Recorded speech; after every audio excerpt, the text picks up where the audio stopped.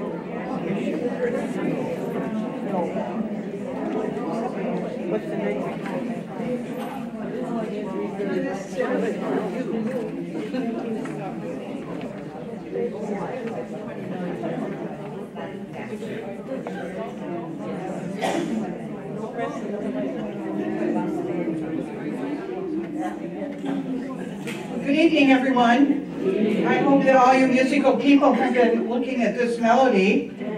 This is what we sang when we marched over to the courthouse in LCWR. But we thought it was so fitting because the theme of the Federation as well as the conference was, may we become one. And so may we be one in communion. So we welcome all of you who are in your rooms, and we wish we could see you. Oh, and out in the hinterlands, you know. Thank you for joining us tonight. We have, we had so many days of experience and really long talks and so many ideas that we're just going to touch the tip of the iceberg tonight. But the some of the DVDs will be available in the library, and you can take advantage of that in your community groups or your floor or whatever. So Marge will play through this melody once, and we'll sing it 2 times, okay, as we start.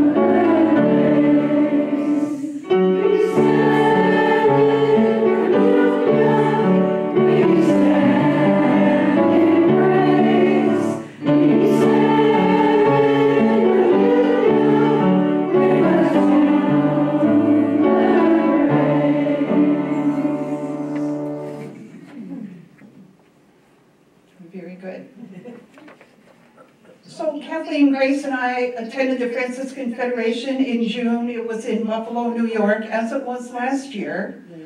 We didn't take any side trips, however, this time. The theme of it was, as you can see, Franciscans and Muslims, lessons from the past and prospects for the future. And this may be an icon that you're used to seeing. It's Francis and the Sultan. So we were pretty excited to find out that in 2019 is the 800th anniversary of this event, Francis meeting the Sultan. So get your brains going. We'd like to get some ideas on what we could do in 2019. Our 2 presenters were Kathy Warren, who is a Rochester Franciscan, and I know that some of you made her retreat recently. I hope we're not repeating too many of her ideas, but they're so good they do bear repeating. She is a particular scholar in Franciscan, as a Franciscan, in Muslim Christian theology and interaction. Michael Calabria is from the Holy Name province. I'm sorry, I'm not sure where that is, but he's the founding director of the Center for Arab and Islamic Studies at St. Bonaventure University. So we could not have had two better prepared people to lead us into this conversation. And so as we continue, Kathleen will tell you about one of the presentations.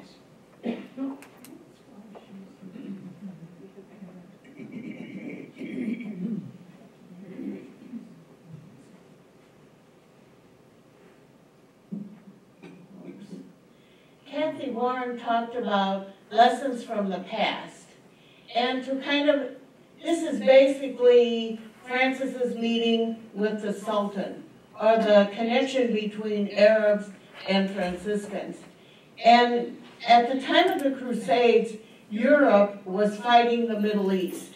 And at that time, the church was pretty much joined with the secular establishment. So when the governments went to war, the church supported all that, supported the war, supported the this Middle East conflict, to the point where they were preaching that killing Muslims was killing evil.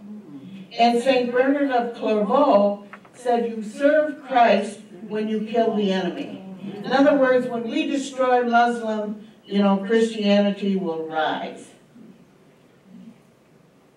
The reality was that they didn't want to get rid of the Muslims because of religious reasons, but they wanted domination over trade, because if we think of it, there's the East and there's Europe, and the Middle East, or the Muslim countries, are right in the middle. So Europe wanted to conquer that, and the Crusades were the excuse. The Crusades were what the motivation was. They got people to join in the fight, saying we're going to fight for Christianity and we're going to put down Muslims.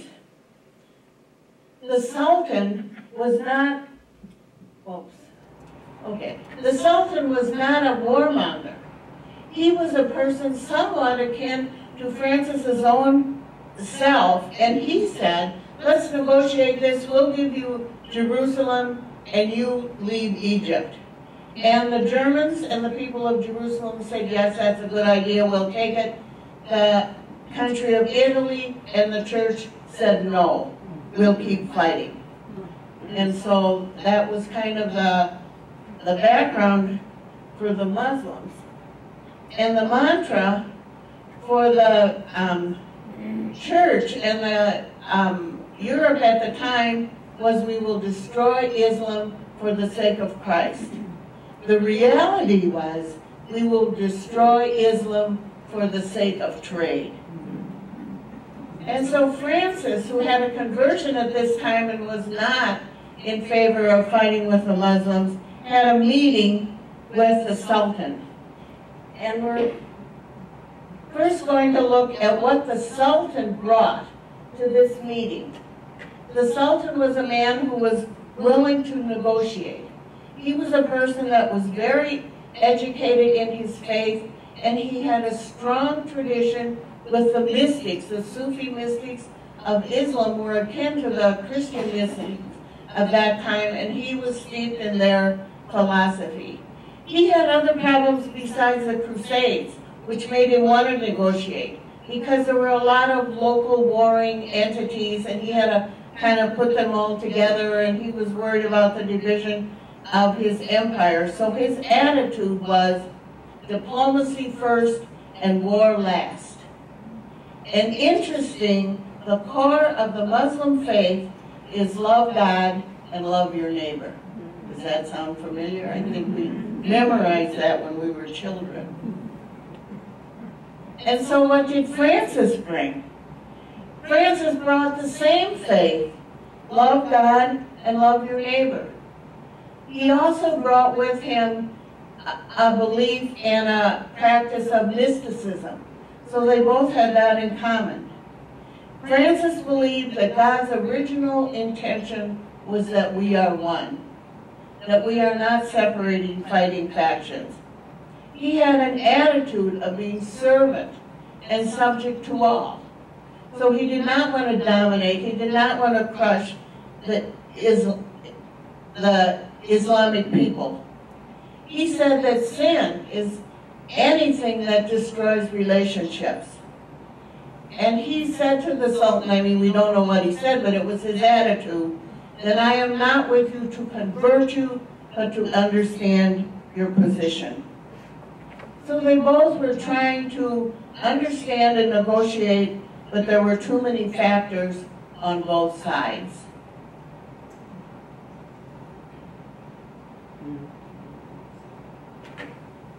The next speaker is Mary.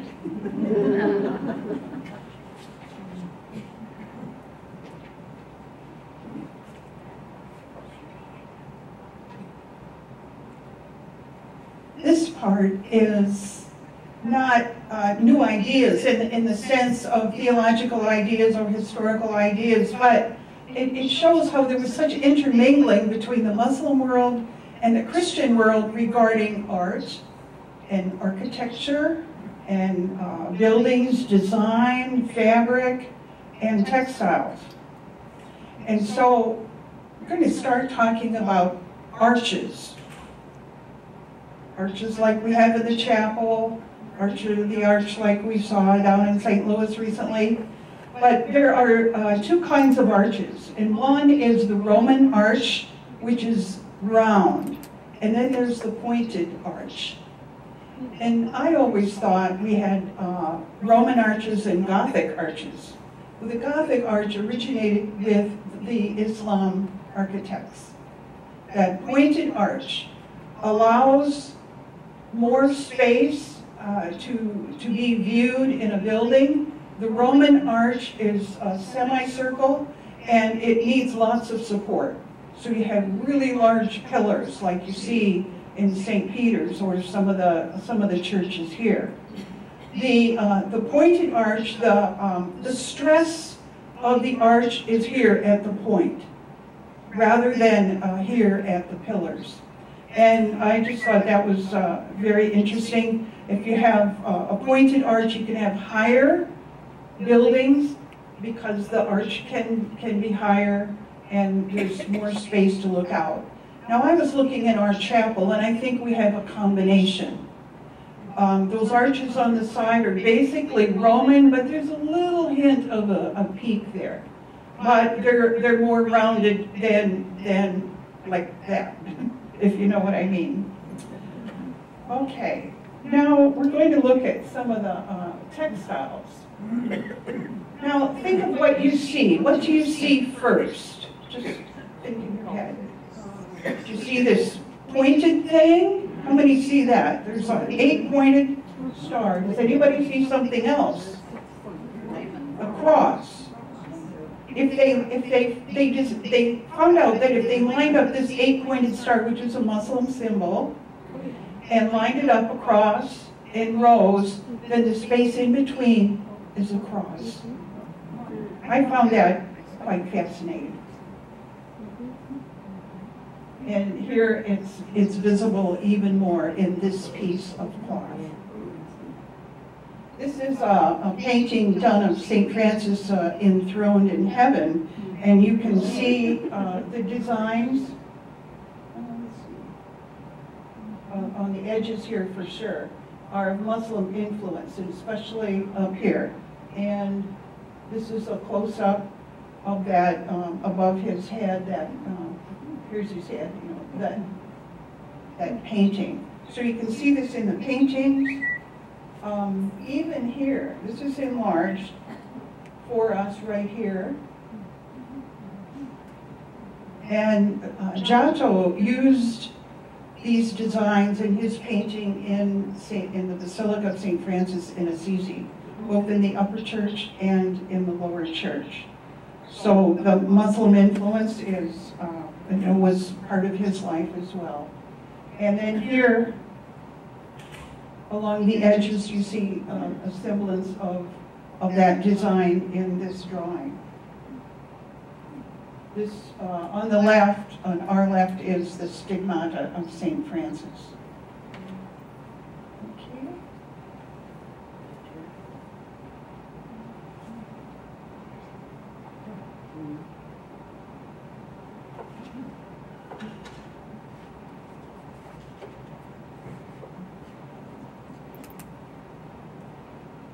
I was asked to represent the community this year because the theme was to work with people of different cultures or to experience and celebrate the fact that we are a very diverse community.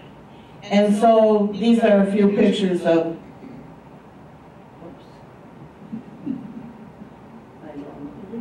that was when I was 25.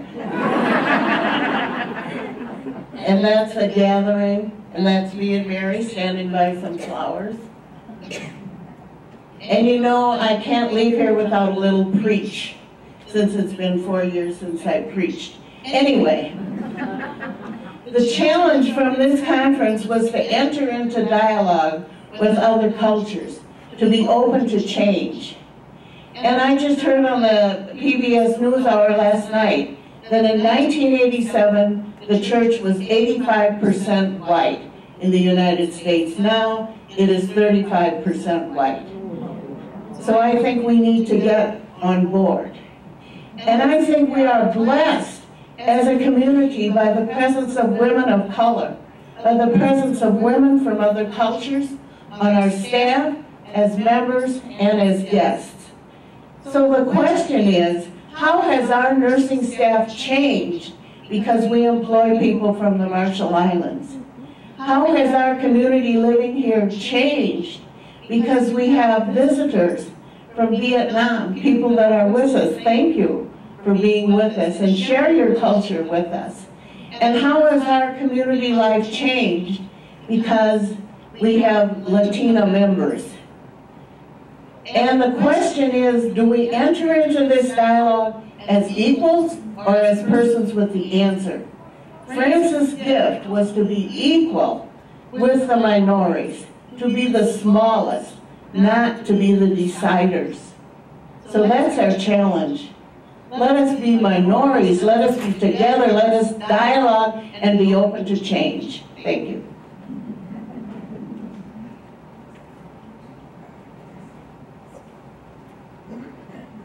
We were very proud to have Kathleen represent us and be our honoree this year.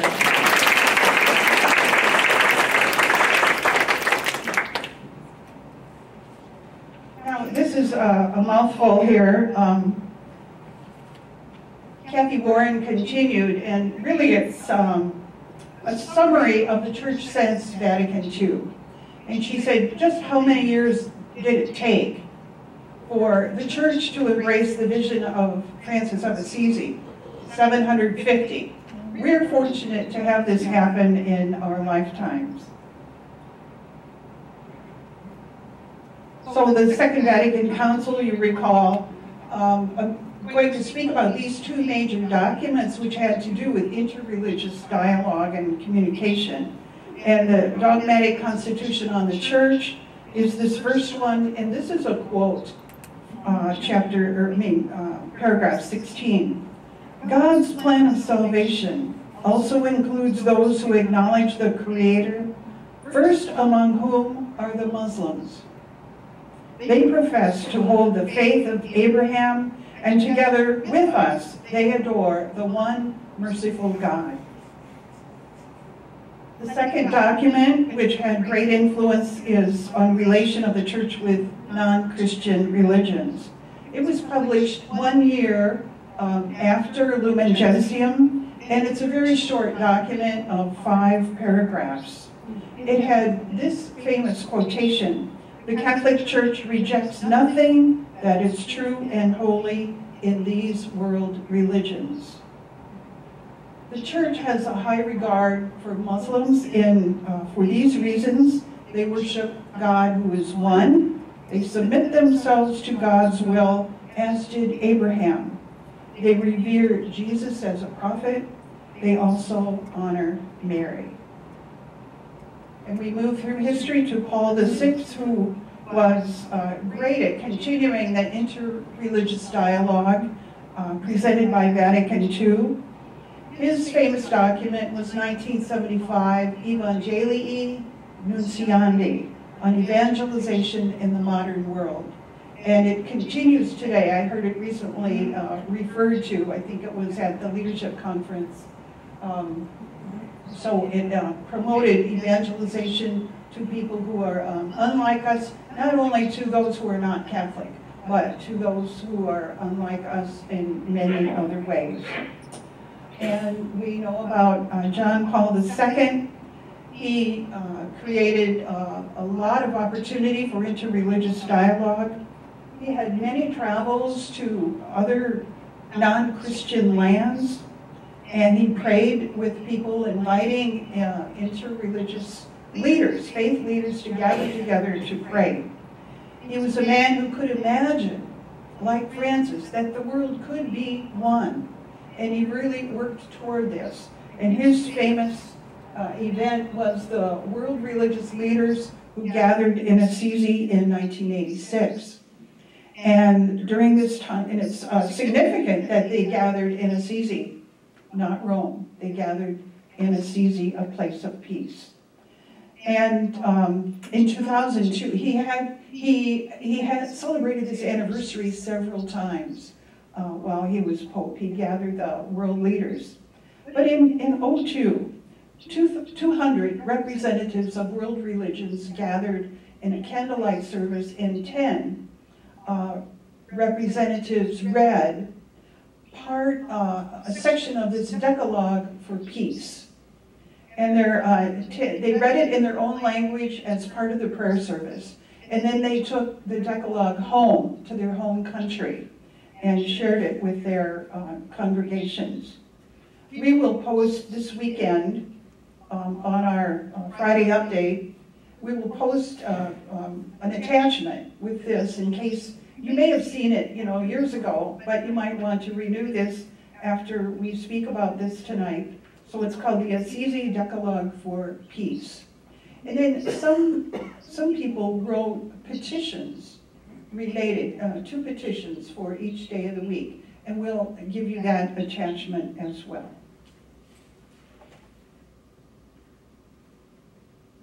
And on to Benedict XVI. He caused a crisis because of this Regensburg speech. His remarks were taken from a 14th century document. And worldwide, they considered that insulting to the Muslim people and a mischaracterization of that particular religion. He tried to make some overtures to rectify this, and his greater claim to fame was that when the anniversary, the gathering of world religious leaders from Assisi, he celebrated the 25th anniversary. He ignored the 20th anniversary, but he did celebrate the 25th. So, and his goal at that time was to renew the effort of all religions to live their faith as a service for the cause of peace. And we have Pope Francis. We know he's very committed to interfaith dialogue and sharing. He's made 21 trips to foreign lands during his time as Pope, and he really desires to bring people together for interfaith dialogue. We know that he's faithful to the vision of Vatican II. We've heard reports every year of whose feet he washes on Holy Thursday, and it's not only women and men, but it's people of different faiths, and refugees, Muslims, Hindus. And then he did celebrate the 30th anniversary of that gathering in Assisi of all those interfaith leaders.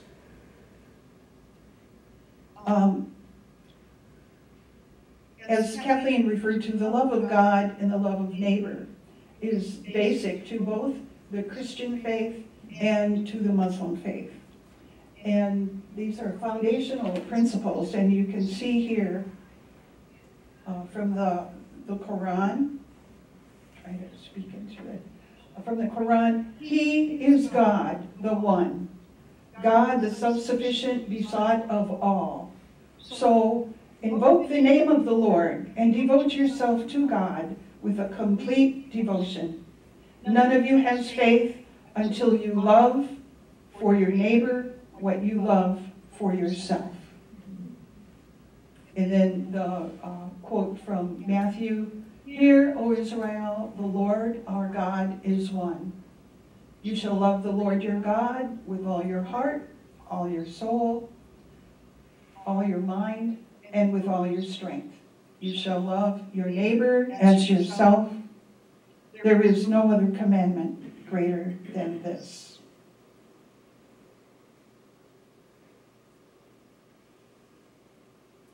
At the end of the conference, we were treated to a banquet where we honored Kathleen and the other honorees from many different congregations. But we were treated to this concert by a steel drum orchestra. And that was pretty interesting because we don't have steel drums around here. And they invited us to come around and look and watch. And so as you see, I took the picture from the back there. So they wanted us to see how they were playing. And of course, they invited us to dance. And Kathleen really can shake a leg. Next year, the conference, I'm sorry to say, it's during Jubilee weekend here. But if you wish to go, it's in St. Louis, so that's about a 6-hour drive. The theme is the Franciscan Sources, and the two speakers are Michael Bolastic and Mary Elizabeth Eimler, who you probably remember. Okay, so we'll continue on here to the conference.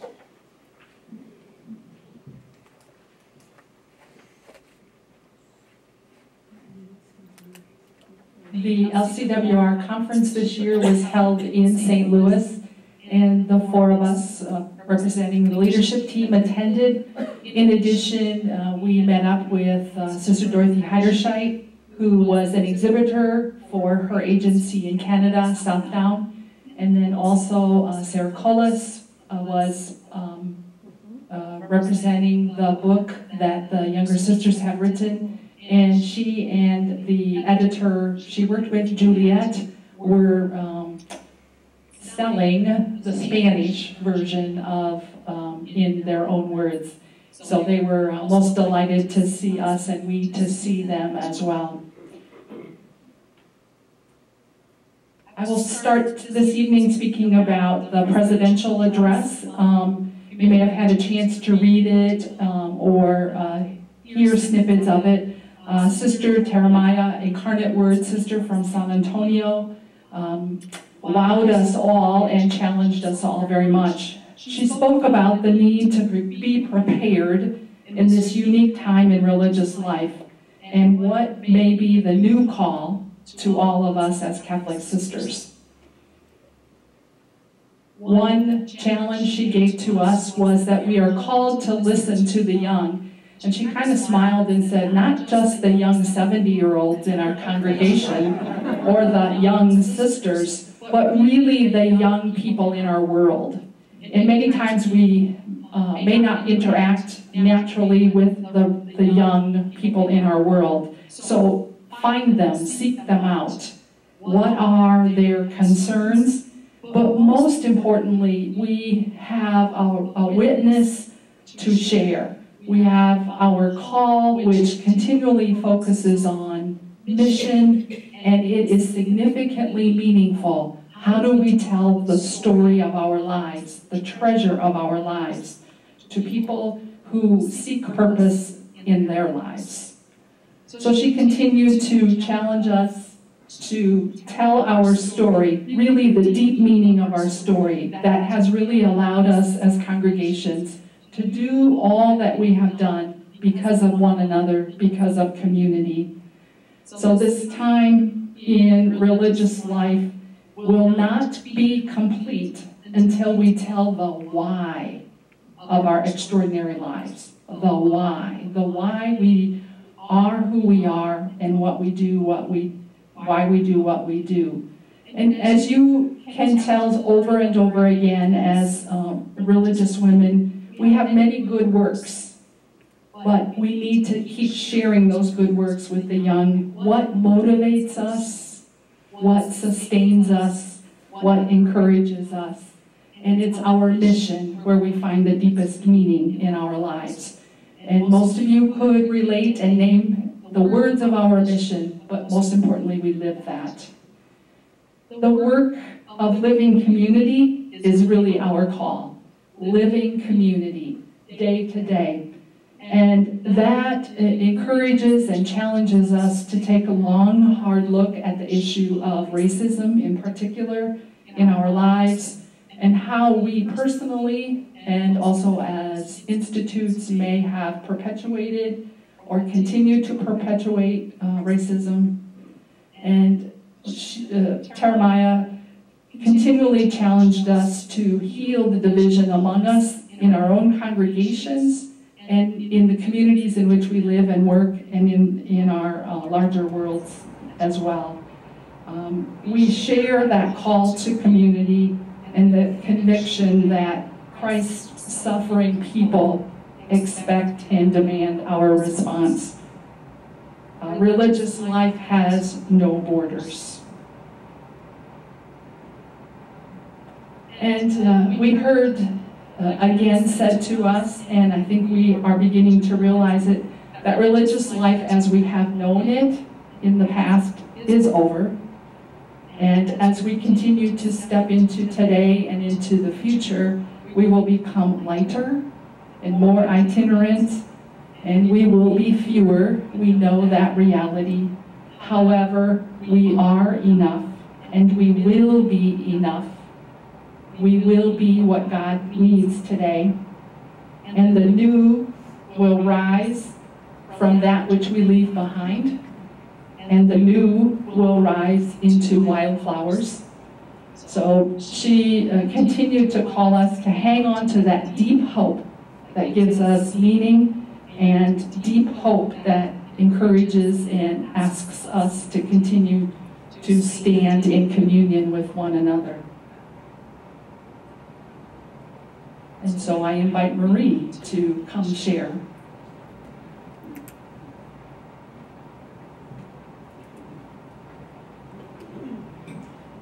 There were 3 keynote addresses given at the assembly, and they had a unique way of doing it. Each presenter presented for about a half hour, and then the other 2 presenters responded, and then we also had a panel of sister responders.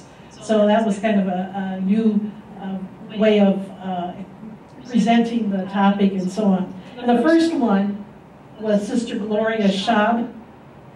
She spoke on, in the image of Trinity, to be is to be in relation.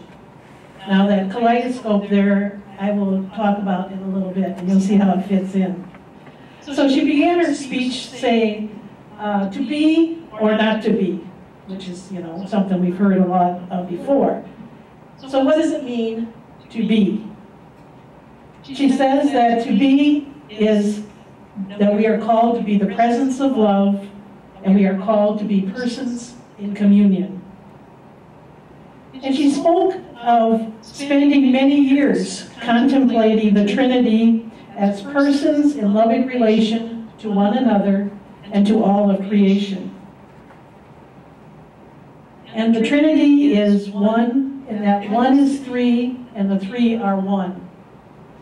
Now, some of these I can't explain as well as she can, so I would recommend that you either read or listen to her talk about the Trinity. And that God is in all things, and that all is relational. She spoke of 3 different types of relations: the relation of origin, the relation of effect, and the relation of emergence. Now, these relations are who we are. We're able to contemplate the cosmos, humanity, or God through these 3 relations that intersect. And I will speak about each one of them to explain a little bit more about, to describe them and so on. So the relation of origin, she says, states that living beings share a common source that binds them together by nature. And an example of that would be the creation story. And then she took it a step farther and said, in our religious congregations, we would call this our charism. And we go to our constitutions in the prologue, it says our charism is to live the gospel in simplicity and joy. I know if you're like I am, people say, what's your charism? Sometimes I forget that this is what our Constitution says. So it's a good reminder. And then we have the relation of effect. And that implies that everything that exists is a unique outcome or effect that caused it. I think we probably have all heard the story about a tornado that was caused by a butterfly flapping its wings miles away. That's the idea of effect. And so what does that have to mean for us in congregation? It's ministry and communion. Now, if you look at the picture, that's a few years ago that picture was taken, but it gives you an idea about who we are. And each one of us has an effect on each other, and our ministry and community have effects on each other too, as we respond to the different needs in the world and as those needs evolve. And then the third relation is the relation of emergence. And these are glorious words. Truly novel forms of life tend to develop from simple forms of life, but require new language to describe them. Now the example she gave, which I thought was a really simple one for this, is how a book is formed. First you take letters to make words, and then you take words to make sentences, and it goes on until you have a book. So all those simple forms make up the bigger picture, or the bigger kind of outcome. And in our religious congregation, we would say it's our governance, which in this case, as it shows there, is a picture of our rule, the Franciscan rule and the constitutions. And this governance is a way, it tells us how we engage each other, whether it's in contemplative dialogue or communal discernment or whatever. And then she offered, here's the kaleidoscope image, which very much spoke to me. And she used this symbol to demonstrate the concept of relation or communion. The light, which is the source of the illumination, and we can think of our charism as the source of our illumination. Mirrors are the heart of the kaleidoscope. If you didn't have mirrors, it would be nothing. And the mirrors of the kaleidoscope are like the members of the congregation. And the fragments of the colored material that are inside of the kaleidoscope interact to form the whole, or the whole picture. And then the outside casing is the governance, because it provides the structure and the processes to kind of form the one life, the common life that we live. So in conclusion, she said that to be the presence of love is to be persons in communion. We must do these things: foster inclusivity, transform unjust social, ethical, and political systems, and imitate the God who suffers with victims of violence and oppression, women afflicted by cultural, economic, and sexual degradation, and families shattered by political crisis.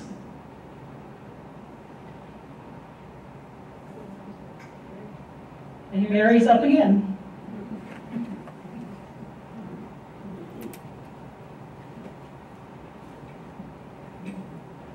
Heidi Russell spoke to us next. She's a professor at Loyola University, Chicago, and we found out that she was there the last 2 years when Mary Ellsburn was there, and thought very highly of her. I'd like you to think about when you were little and you heard about the Holy Trinity, and what images came to your mind, or what images were presented to you at that time?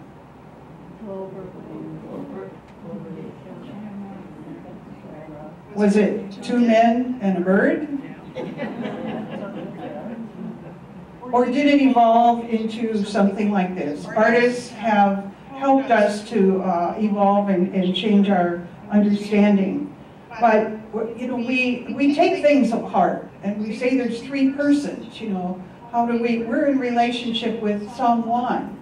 And so if there are 3 persons in this God, it's 3 someones. And so it's we have to categorize things and kind of pull it apart And the artists have helped us through the years. Remember the shamrock, you know, the three in one, that helped us. Artists have helped us through the years. Here's a nice stained glass window. And then we've evolved to this icon, which is shows relationship, right? And it shows one in communion. And this was very popular at this time. And so the words we say about the Trinity, how we understand God, we've talked about image of God for a long time. And so it's something to continue to come back to. What is our image of God? The words we pray, the words we say, really do make a difference. You know, our prayer, that glory be to the Father, now we say, you know, source of all being, okay? So we've moved from source of all being to God of love, the God of being to the God of love. And this is something that Heidi has moved to. In fact, she has substituted the word love every time or often when she sees the word Lord, especially in the Psalms. And I took these phrases from last Sunday's responsorial psalm, and so I sought love and was delivered from all my fears. Look to love that you may be radiant with joy. When the poor one called out, love heard. Maybe that gives you a different feeling instead of using the word Lord. Heidi talked about her transformative experience. And it was when she started to be a foster care mom, foster parent, and that evolved into adopting 2 black children. And she said, I care for them. I understand that term adoption, which is used at baptism. We are adopted sons and daughters. And it has, my relationship with God has been like my relationship with my children, my great care for them, my hope for them, my love for them. And she said another thing it's provided is, as I go to sleep at night, I worry about my son, who everybody thought was so cute when he was 2 years old. And they came up to me willingly and you know, said, he's just a wonderful little boy. Are they going to feel the same way when he's 12, when he's 18, when he's walking down the street? Are they going to walk on the other side of the street? Is somebody going to pick him up and incorporate him into their gang? And she said, I found I was worrying at night the same way many African American parents worry every night, and that made me one with them. And so this whole experience was very transformative for her. Our stories and lives are in relationship and love. She said women religious must face the fragmentation that we see in our society. We must face it head on. We must understand ourselves to be one. We must work for unity. We must work to be entangled, she used that word, with all humanity and all creation. As I was working, reviewing this, reflecting on it, this hymn came to my mind. And it's one that we know, but I just invite you to a quiet a minute to look at these words and see what they call you to tonight after hearing all this talk for the last 40 minutes.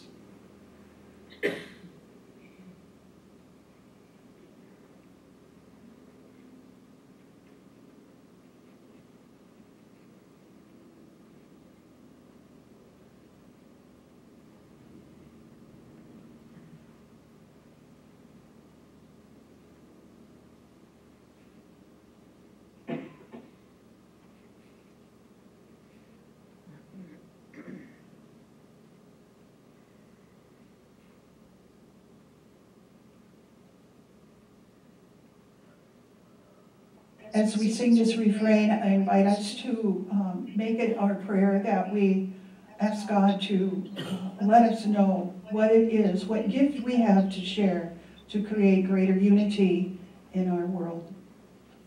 We are many hearts,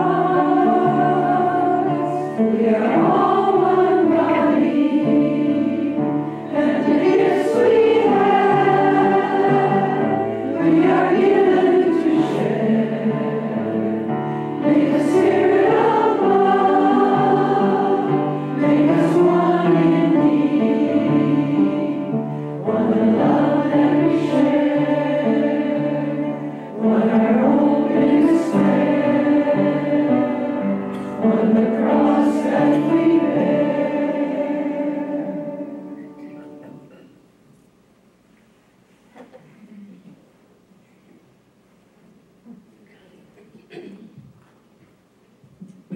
Our third keynote speaker, and you'll find how much they weave together, was Brother Simon Pedro Arnold. He is a Benedictine theologian from Peru that many of the sisters who have sisters in South America had heard and knew of. The title of his talk was The Mystery of the Incarnation, Revelation of the Triune God as a Vulnerable God. And I'm going to give you just a small taste of his thought to whet your appetite.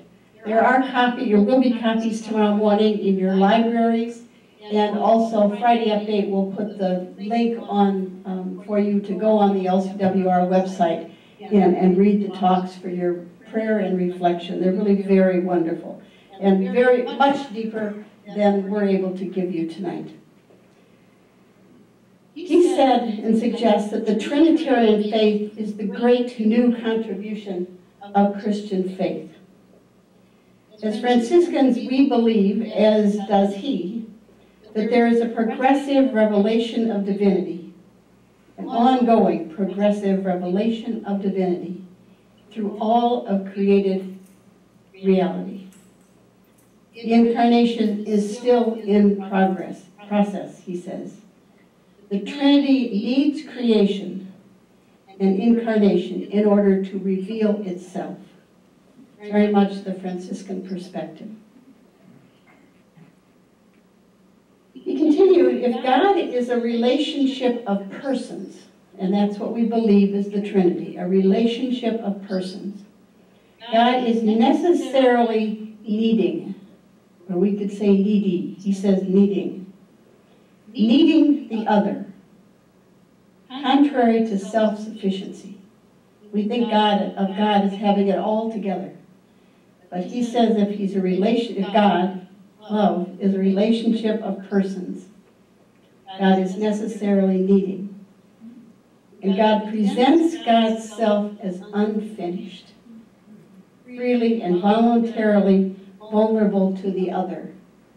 This just struck us as a wonderful perspective. The mystery of the incarnation, revelation of the triune God, as he said, is as a vulnerable God.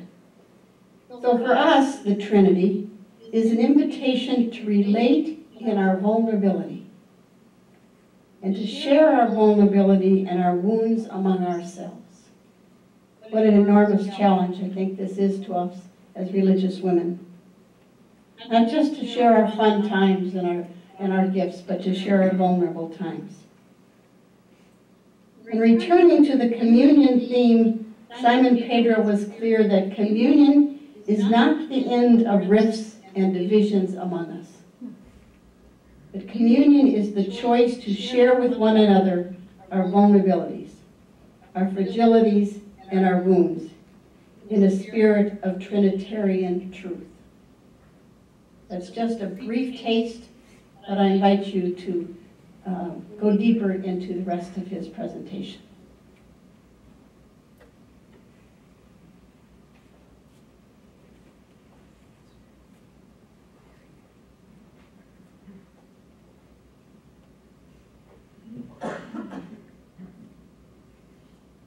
We had an election of a new president, And I just want to assure you that each of these women just has our full trust. And I hope yours. They are so gifted and elect. She's Sister of St. Joseph from California. And then Charlotte Wagner is the current president this year. And then we have Tade Maya, who's the incarnate word of San Antonio, as the past president. So they are really wonderful, gifted women, and we're so blessed to have them leading us.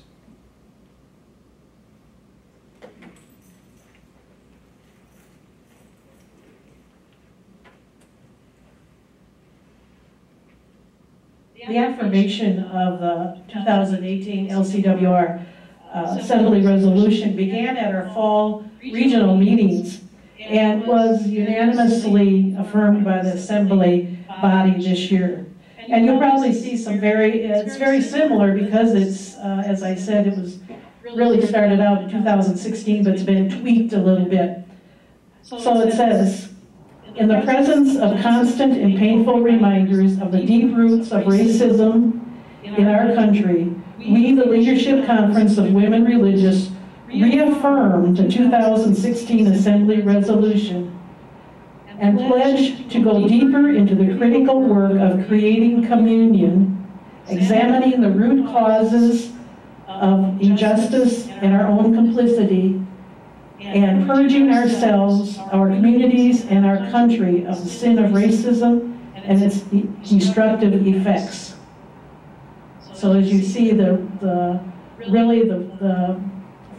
issue that we're really going to try to address is racism this next year, which we know is not going to be done in just 1 year.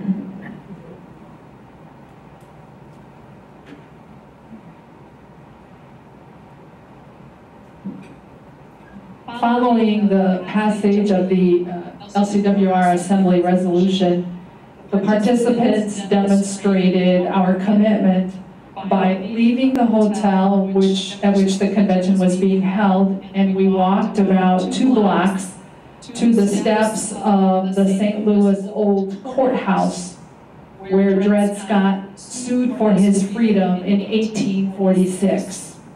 So place yourself historically in that space. And then as you see, the theme of being the presence of communion deeply resonated with us as we marched in silence to the drum beat and sang the mantra that we began with tonight as we stood on the steps of the old courthouse. There we remembered victims of racism, whether we were reflecting on the justice system that oppresses young black men, as we've heard so often in the news, or the immigration system that is in opposition to parents and children being together as they flee violence and hope for a better life. The procession from the hotel to the courthouse tied up the traffic for about 20 minutes. At first, drivers were honking their horns and being very impatient. They wanted to move, they wanted to get to where they were going. But then when they saw what we were doing and heard us in singing initially and then in silence, they too became silent to signal their support. And you see in this,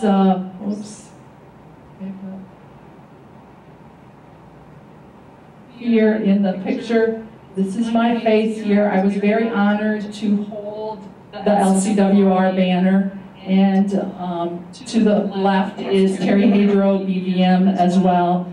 And over we were telling the impact this experience had on us, because we were proud to stand. And we were proud to stand for justice, which is what makes America truly great. And I invite us to sing again. We stand in communion. March will play it once, and we will sing it twice, remembering all who are invited to be in communion with us and we with them.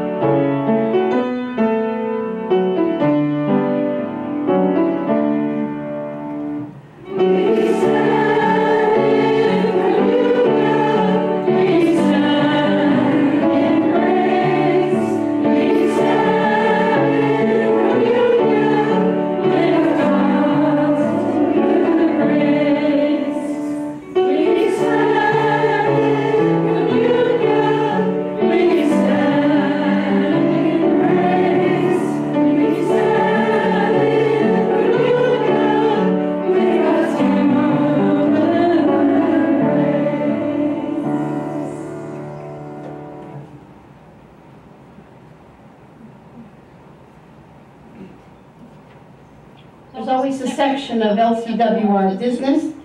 And first of all, Carol Zinn, who you will remember from our August assembly, was introduced as our new executive director. Not August, April gathering. Or did I go to assembly? Anyway, it's the LCWR assembly. The major issue talked about at the business meeting was the LCWR assessment that's been going on since the spring. We talked about this at our regional meetings, and then had a survey that went out to all the membership. And from this is going to be the planning process over the next year to determine whether LCWR in its national office and with its staff is meeting what are the current and future needs of the members. And of course the members are the leadership of more than 300 congregations that belong to LCWR. Another piece of, the picture here, Carol Zinn's on the left, and I pulled this off the internet. She's standing with Pat Farrell on the right, and this is the period in which the three of them were the presidency of LCWR. Another piece, I think it died. Move it to the slide, thanks. Another piece of the business meeting is always the treasurer's report, and I'm honored to serve this year as the treasurer of LCWR. The big event of the last year was that LCWR sold the building that they have owned with CMSM, the Conference of Major Superiors of Men, for the last 40 years. And it's the little building down in the trees. That building to the left is not the Leaning Tower of Pisa. It really does stand straight. The entire several blocks surrounding LCWR are owned by a firm that is doing medical research into the diseases of children. And they've been very interested in buying this building, and so clearly we were pleased to sell it to them. And LCWR will move to new offices in November, no longer using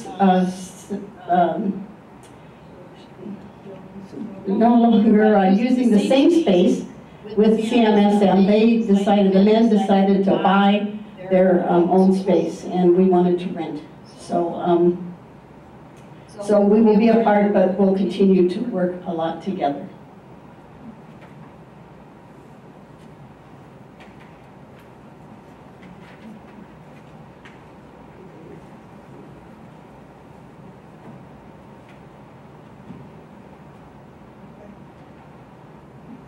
At the conclusion of the assembly is always the banquet, and we honor someone and give an outstanding leadership award. This year it went to Sister Anita Baird, who's the daughter of the Heart of Mary from that community.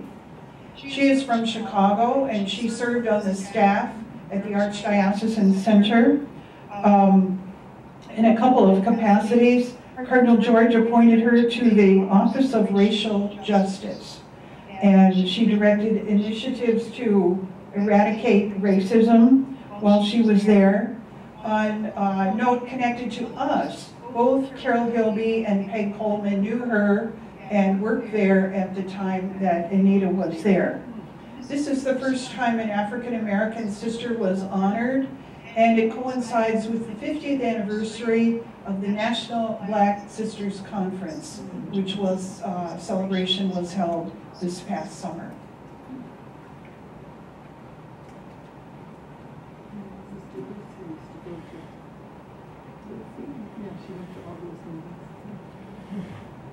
And lastly is the meeting that I attend on Saturday after the LCWR conference.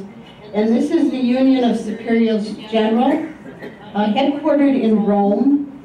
The director is Sister Patricia Murray, who you see there. I found out she's only 71 years old.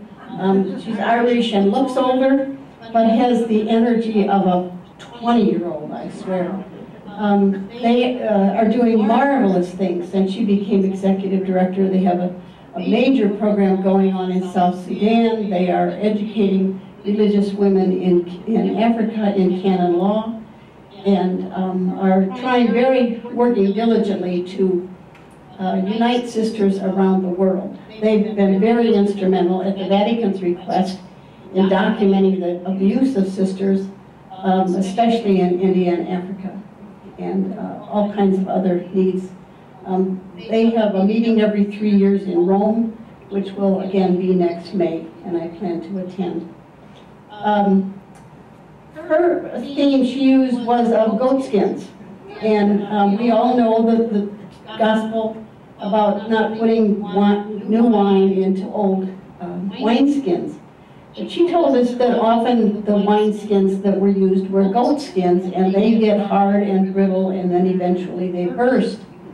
But she said there are also leather wineskins, and they can be oiled and reconditioned, and that that's what you need to put new wine into your leather wineskins. And she challenged us to remember that our new wine is to tell our stories of today, and to tell about our new ministries, not just the old stories of our glories or the old stories of our difficult life, but the stories of our faith and our new commitment to ministry and to meeting the needs of God's people today. So she was very challenging in that way. She then had two other quotes that were wonderful. She called us to be sisters of the world. And as Kathleen challenged us, we're graced to have sisters from around the world living with us. And she quoted Pope Francis, continuing this theme of communion: "Be fearless in looking beyond your own needs to the needs of others. Become experts in communion." She is a great speaker. She is going to be our keynote speaker at next summer's LCWR. So she'll be a great treat. That's it for this evening. We thank you for coming, and how's that? We're only a minute or two over. It's hard to believe. Thank you.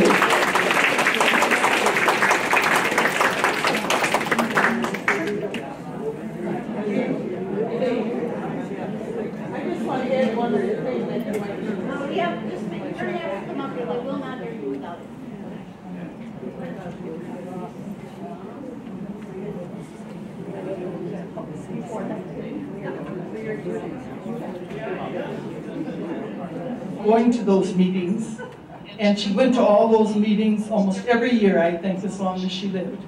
So it shows that our leadership people have been good at helping people, as little as we were, having, but keeping people involved in whatever became available to make their lives more enriched.